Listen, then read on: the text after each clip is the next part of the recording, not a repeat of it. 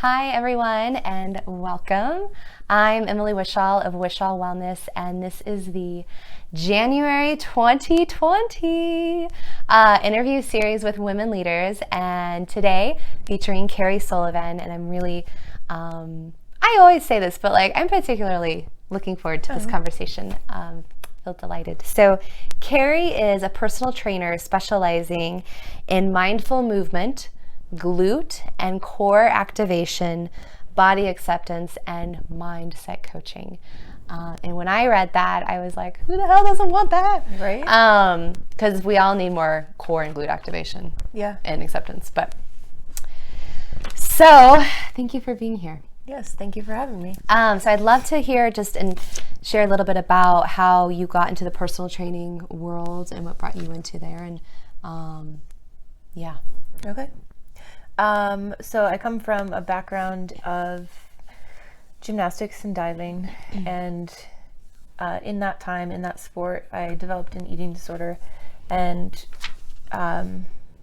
in my early 20s, when I decided to come out of those sports just for health reasons, I kind of lost a big piece of my identity because sport was my life. That was my essence. And that was the first time that I actually ever stepped foot into a gym as we see them now, right? My gym before was always just gymnastics, and then it was diving. But to set foot into kind of like a, whether you want to call it like a box gym or a Globo gym, any of those things. And when I stepped foot in there, I had no idea what I was doing and kind of followed along with like workouts and magazines. And people started to ask me for tips, and people started to ask me for coaching. And I was and I was also falling in love with the training. Like it kind of felt like this could be my new sport, whatever it was going to be. But just like this idea of training was hitting home for me. And in that time, I also kind of got bitten by the bodybuilding bug, and that's when I entered that sport. And so in my training for that, that's when I kind of dove headfirst into like, I'm going to just master this and master the personal training, being a personal trainer. Master basically like programming. So Got it. You want to get your body to look a certain way, well, this is what you need to do. And like teaching myself the steps in order to get there.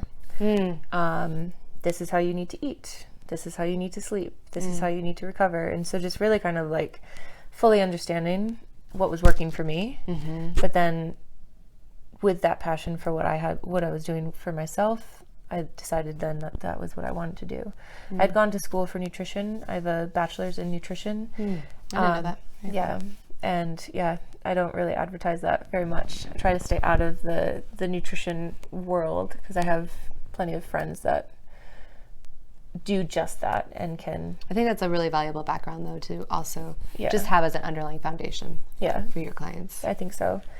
That's how I kind of got into personal training, because once I was in the sport of bodybuilding, I took off with my own passion of like, well, I love this and I might as well make this a career, and so got myself certified, and that started about 8 years ago. Wow, okay. And literally the more you do it, the more you know.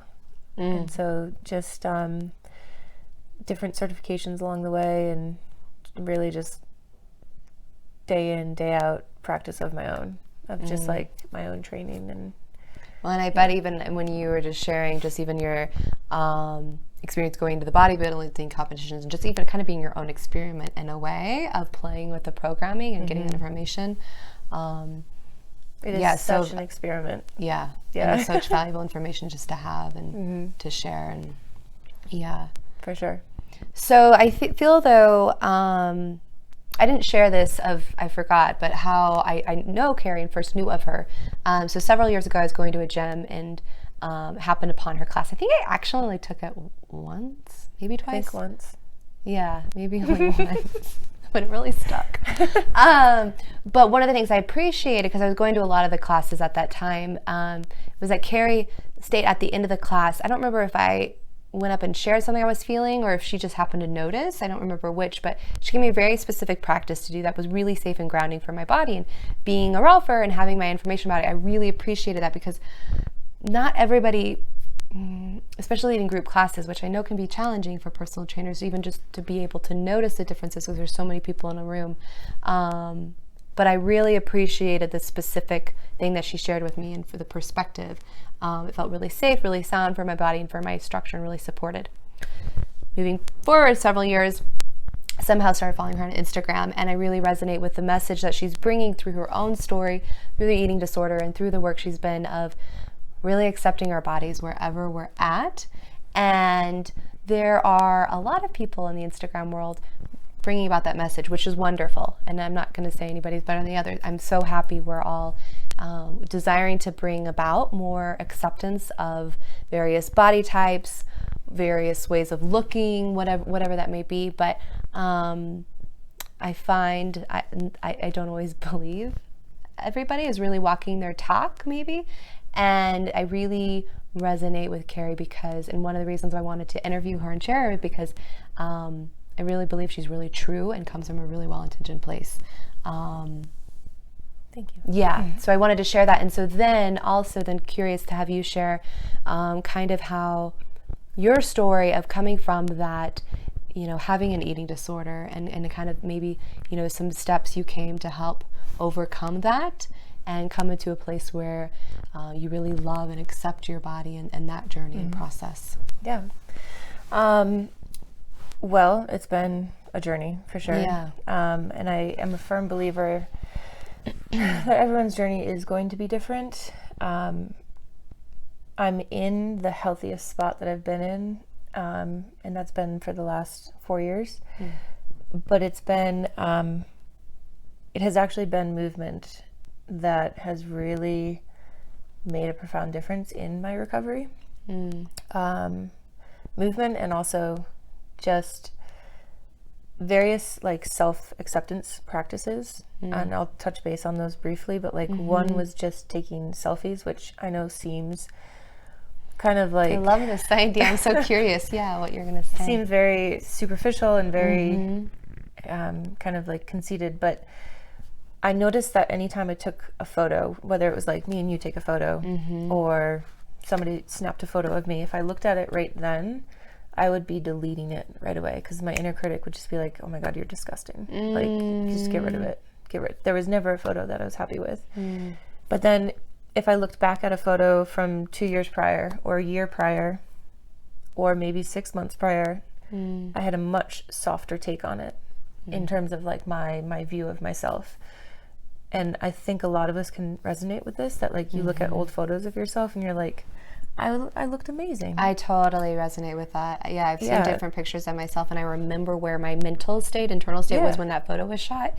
Excuse me. And then I've seen it and been like, right. And so how interesting. I got super curious about that, because how if I look at the other stats, because also remember at this time I was very much so into perfecting my own practice or training for a show.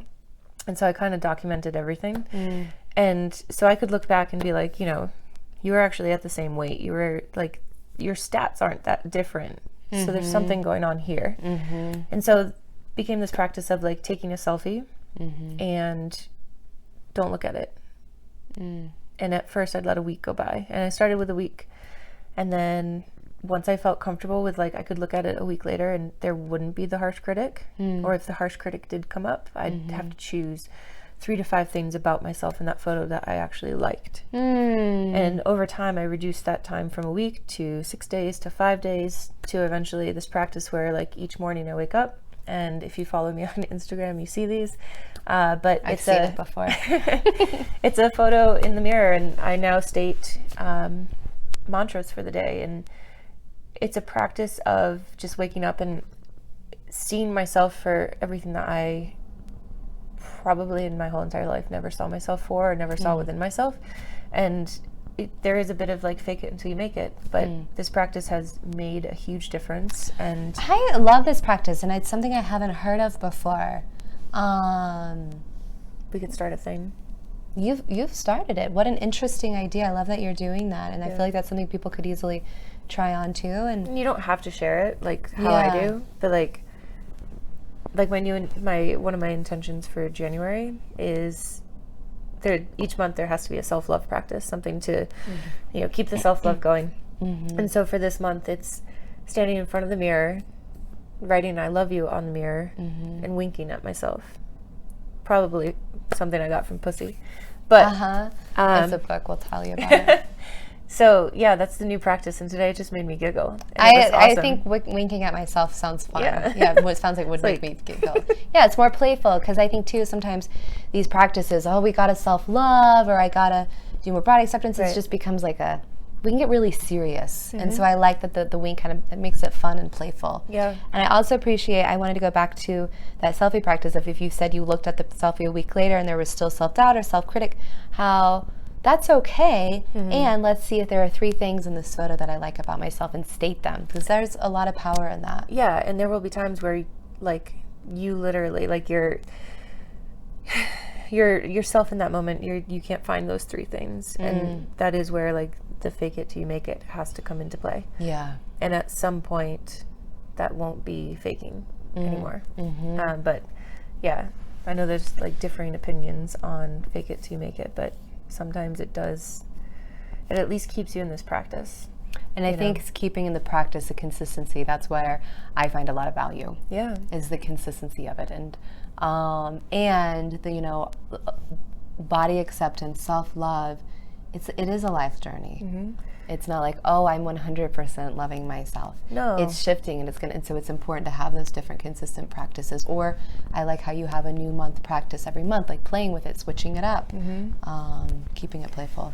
Another piece of the body acceptance piece was, like, for me, there was a period where I got up to 180. None of my clothes fit.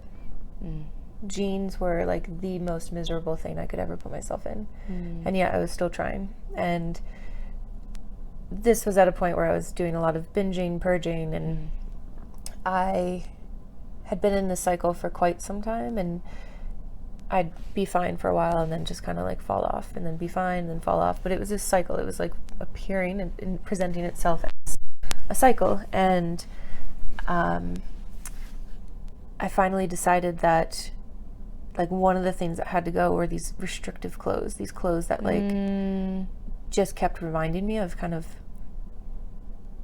just not being in a body that I was, I guess, at home in. And so I swore off anything that wasn't spandex, and that made a world of difference. That's fun. Yeah, it was. I got some like really elaborate leggings, and yeah.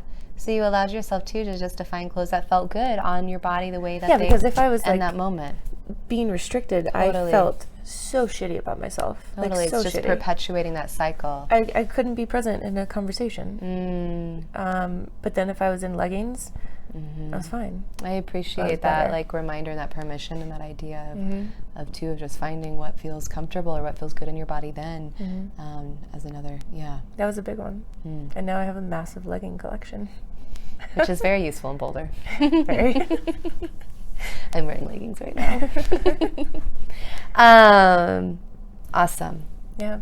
Thank you for sharing those tips and like things that really helped you and continue to help you and propel you. And there's a gazillion more, but I am sure. Yeah. Yeah, but so we were talking before, and I shared when I introduced Kari that she, one of her focuses is on glute and core activation.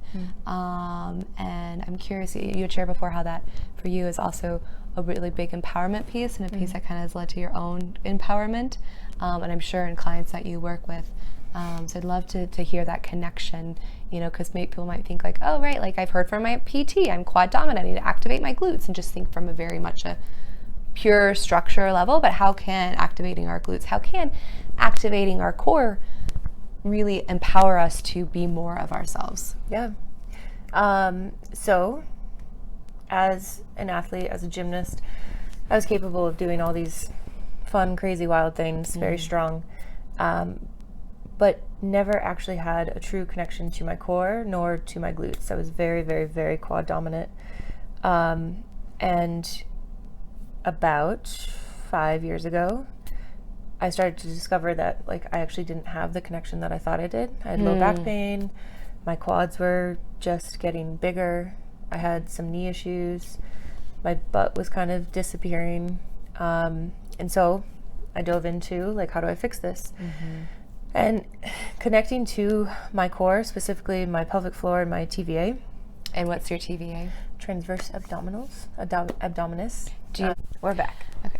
So for those who don't know what the TVA is, do you mind just giving a brief kind of description so we can have reference? Yeah.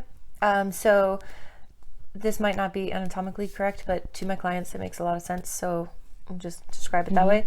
We have a box being from the base of the ribs all the way down to the pelvic floor or to the base of the pelvis.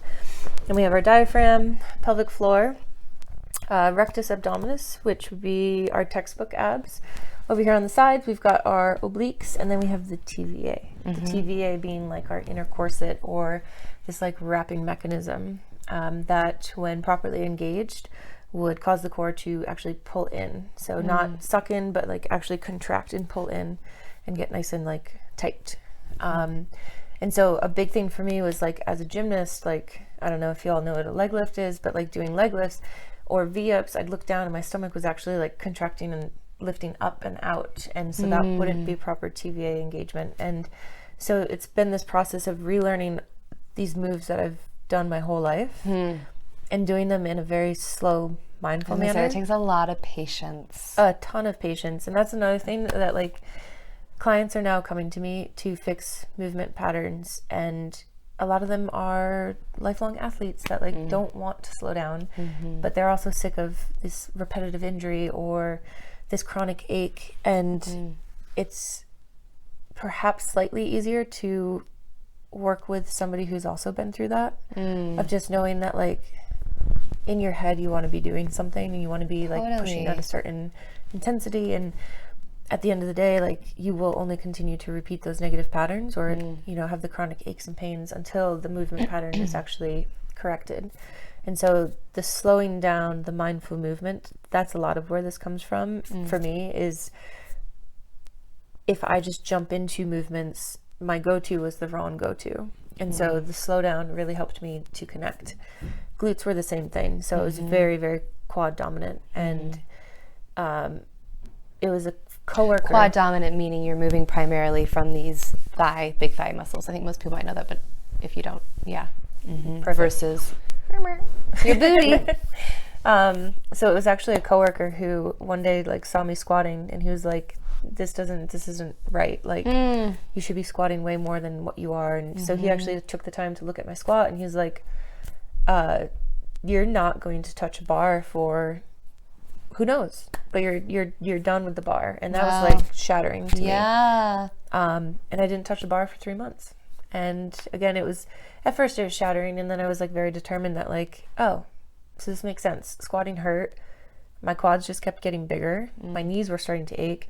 This person is telling me that if I learn how to turn my glutes on, these things would go away and I'll be able to squat heavier. And sure enough, I learned the movement patterns, and after 3 months, I was able to squat heavier, didn't have knee pain, back pain went away. And 3 months relatively isn't that long. When you're in it feels long, I'm sure. But somewhat, right? But when you're when you're like tunnel vision, that like. So I mean, when you're in it probably feels really long. Yeah. But you're also just so hungry for it that like you're willing to do whatever it takes to get there. Listen to me. Yes, that's the so attitude that I have. after kind of dedicating yourself to that practice, you found that the knee pain went away. Yes, and so back to your like original question here, like how does this kind of really finding your core, finding your TVA, finding how does that lead glutes. to empowerment? Yeah, because you then have control of your body. You have more control than you've ever had of your body. For me, a big source of empowerment has been my ability to control my body in space and put it where I want to put it, where like when I want to put it there, and not just letting it be kind of a roll of the die. Like, I know I can do this. I'm just going to throw myself into it and you know, hope that it comes out the right way. So it's this sense too of like when you can feel each, I don't want to say each fiber, but when you can feel each segment of your body move, you gain a different level of confidence in Mm-hmm. your body, in your skin, in your being. And that's where the empowerment piece comes from, is like, there isn't this, there, at least there's not as much of a presence of this like self-doubt, because you've been given the tools to feel like your strongest, to feel your most capable in the body that you are in, you know? And that's been a big piece of also my recovery, is just this whole like slowing it down and coming into mindful movement, as opposed to just like hammering stuff out, has just given me a greater appreciation for the body and what it can do. I really resonate and agree with that, and can resonate with my own way and my own story of, an empowerment place. And I believe the more we can not I don't want to say control our body necessarily, but like feel the different fibers, or being able to activate different muscle groups when we want to, which takes a lot of patience, and it's just like the body acceptance self-love, it's an ongoing journey. But I can say for me, it can feel so freeing and so fun, and also it's a different way of moving your body. That's not just like a bicep curl in front of the mirror, like checking out your, or whatever it might be, wherever you are in your fitness health journey. Of That too, though, the bicep curls in front of the mirror can help somebody really develop the mind-muscle connection. Yeah, that's a good point. Right? Yeah. So that is also... Thank you for saying that. I don't want to just being... give clients actually sometimes practices to do in front of the mirror. Yeah. That is important. Yeah. And I find too, really, this idea of the more we can turn on our body's inherent strength and allow muscles to activate in the way that they were most intentioned to, that allows this almost external shell that we can carry, or our ways of excessively posturing ourselves or holding ourselves to release and relax. And when the muscles are doing what they're supposed to do, my experience has been to how that allows more of a full expression of who you are as a person. And hopefully that's not too intangible for people, but just to share, like, I completely agree with that piece of empowerment. And that's awesome how it served you on that. I'd love to touch in on how to what you find as a connection or relationship, as this is, interview series with women leaders, movement, maybe even your own personal experience of this or clients you work with. The more you move, or the more you're activating different muscles or connecting with your body, how that impacts your ability to show up as a woman leader.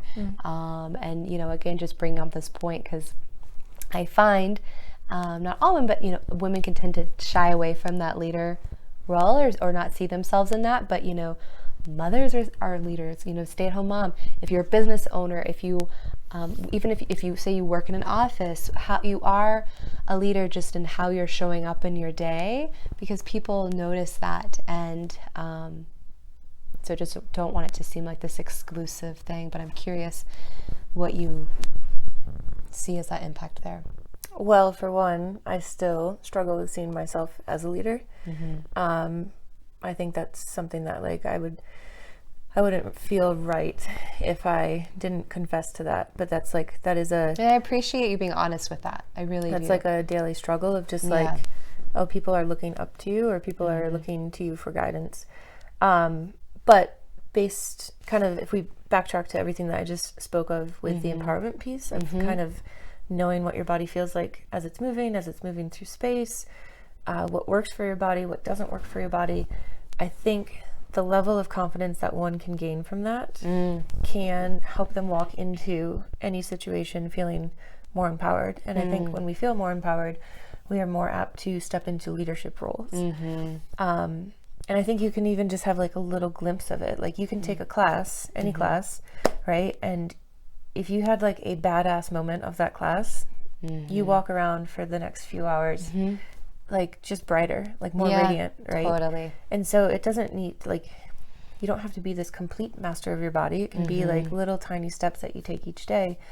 But I do think that the more we're connecting with our bodies, the more relatable we are, the more compassionate we are, the more empathetic we are, because at the end of the day, we're all humans. And Yeah, if we're becoming more in touch with our own body, yeah, we can relate more. completely. Right. And I think right now we're in a period of time where like, we're not looking for such,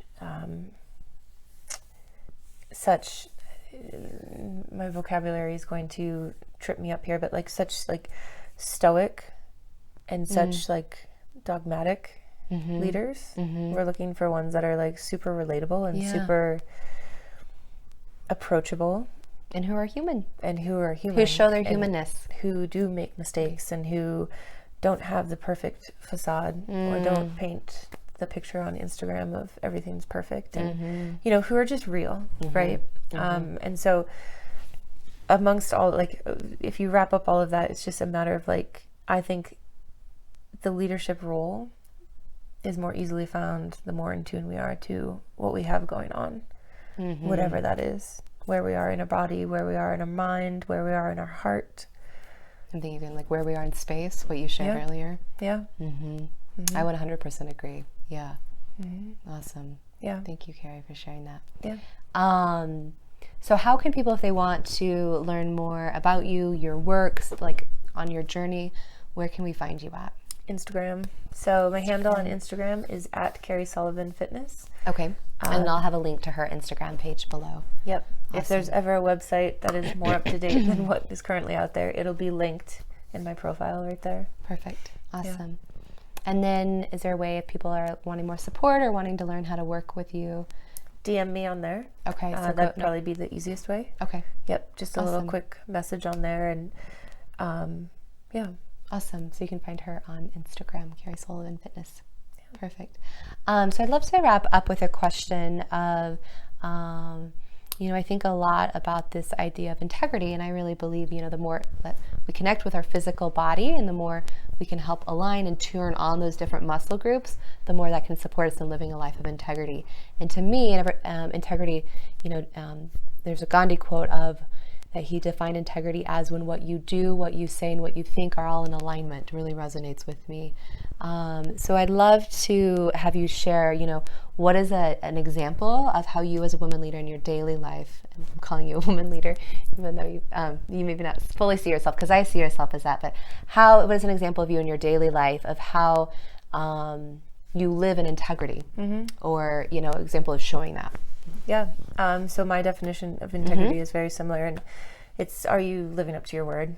What you say you're doing, are you doing it?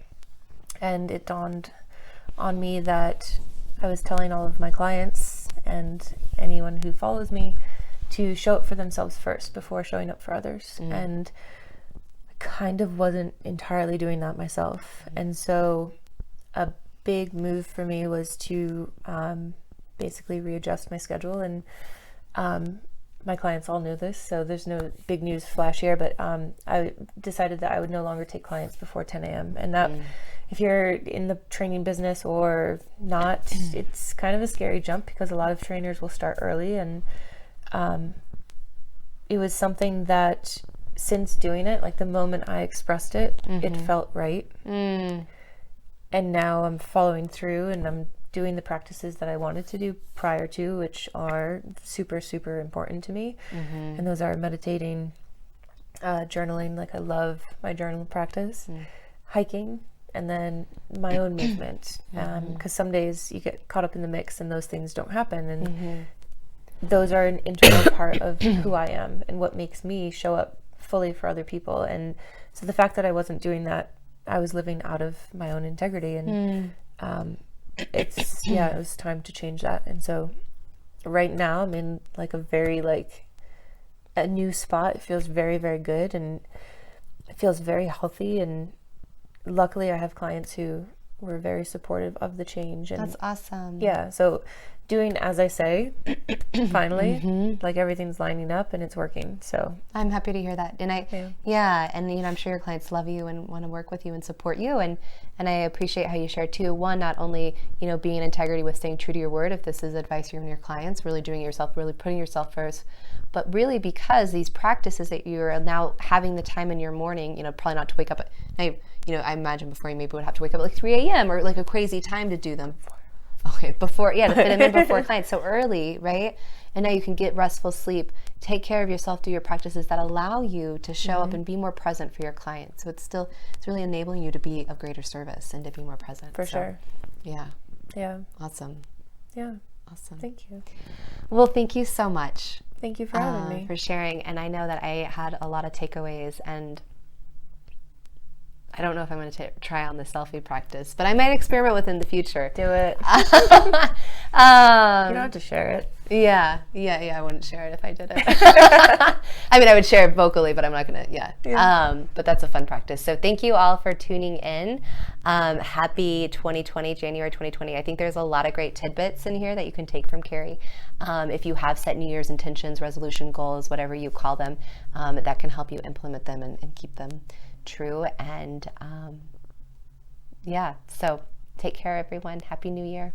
Bye. Bye-bye. Thank you.